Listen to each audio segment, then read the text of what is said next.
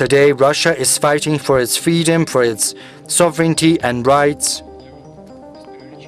Without exaggeration, I'm saying that because during the previous decades, on the surface, everything looked so decent because, G7 was turned into G8, thank you, we were invited. But what was truly happening? Because I saw that firsthand. Say, you come to the G8, and it becomes clear from the outset that before the G8, the G7 had a separate meeting and they had some separate conversations and they had discussed Russia, and then they invite Russia to talk with them. You look at all of this with a smile. That is how I looked at it. But in practice, it is a great picture, a great image, the hugs and, patting on the shoulder. But in practice, they are continuing to move forward on the offensive.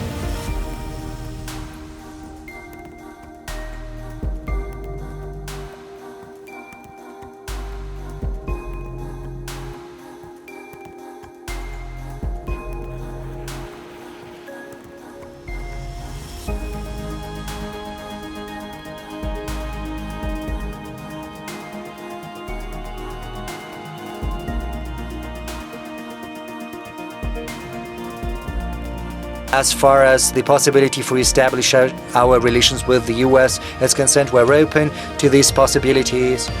To a large extent, the ball is in the US's court because we were not the ones to sour relations with them. We did not introduce any restrictions or sanctions against the US, nor are we facilitating any armed conflicts in the territories in their proximity. We've never sought anything like that, and I would like to say that we've never done anything like that in practice. We do not quite see why the US seems it has the right to do that, and we are hopeful that at the end they will come to realize that they'd better refrain from doing that, because that's what they should be doing if we do not want any global conflicts. But the president-elect of the US, President Trump, spoke along similar lines, so we'll live and see how it plays out in reality.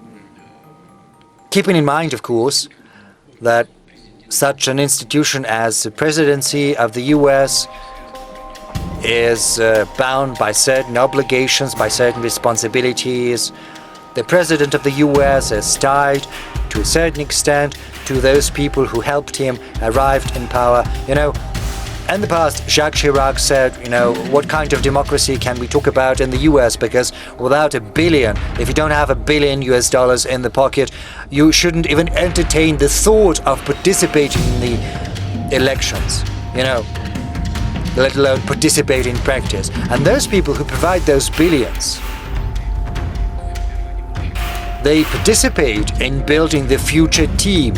And if they delegate someone, they have a lever for exerting influence upon those people who will be part of that team.